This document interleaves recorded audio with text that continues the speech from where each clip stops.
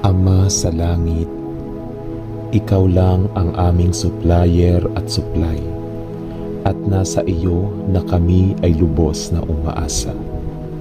Nabubuhay tayo sa isang mahirap na mundo, sa isang lipunan na nahaharap sa lalong walang kahirapan sa ekonomiya.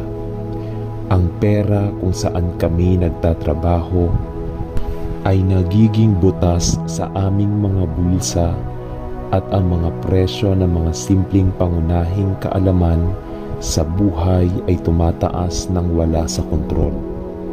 At Panginoon, wala kaming iba kundi Ikaw na maaasahan at pinagkakatiwalaan ka namin para sa aming probisyon ngayon.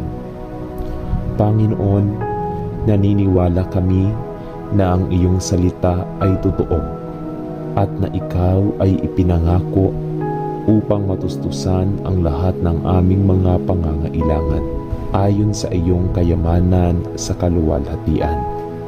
Salamat sa iyo para sa kamangha-manghang halimbawa ng mga Israel sa ilang na tumanggap ng sapat na mana para sa araw bilang isang pangako mula sa iyo.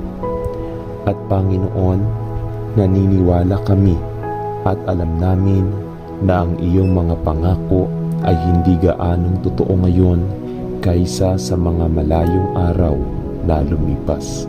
Tulungan kaming maglakad sa pamamagitan ng pananampalataya at hindi maimpluwensyahan ng mga problema sa bulubundukin na nakapaligid sa atin sa bawat panig. Tulungan kaming mamuhay sa pamamagitan ng pananampalataya at hindi sa pamamagitan ng paningin, at magtiwala sa iyo na magbigay ng sapat na probisyon para sa aming pang-araw-araw na pangangailangan. Tulungan kaming basahin ang iyong salita at ituring na totoo ito at huwag pagdudahan ang iyong mga pangako.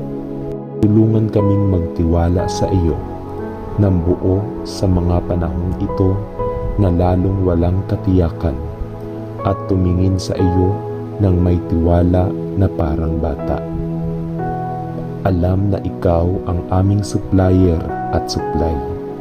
Tinatanong natin ito sa pangalan ni Jesus. Amen.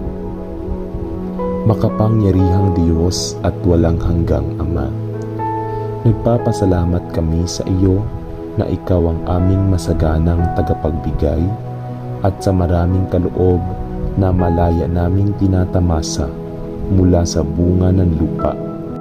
Naway tayo ay maging matalinong mga lingkod at tapat na katiwala na may maraming pagpapala sa aming natanggap sa iyong kamay.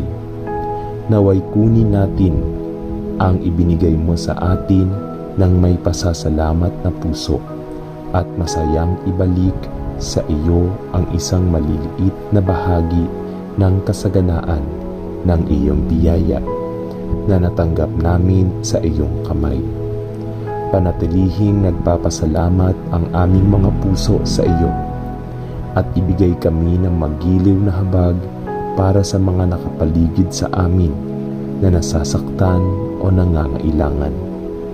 Naway maging handa tayong ibahagi ang ating bahagi sa iba, at naway ipakita natin ang pag-ibig ng Diyos sa ating buhay na may masayahin at magiliw na disposisyon, lalo na sa mga mahihirap at nangangailangan.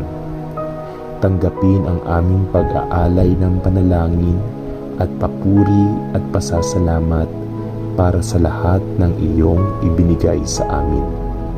At tanggapin namin na manalangin kami itong maliliit na tanda ng aming pag-ibig, ang pagkaalam na ang lahat ng mga bagay ay nanggagaling sa iyo at kami ay nag-aalok pabalik sa iyo ng masaganang kabutihan na iyong ibinigay sa amin.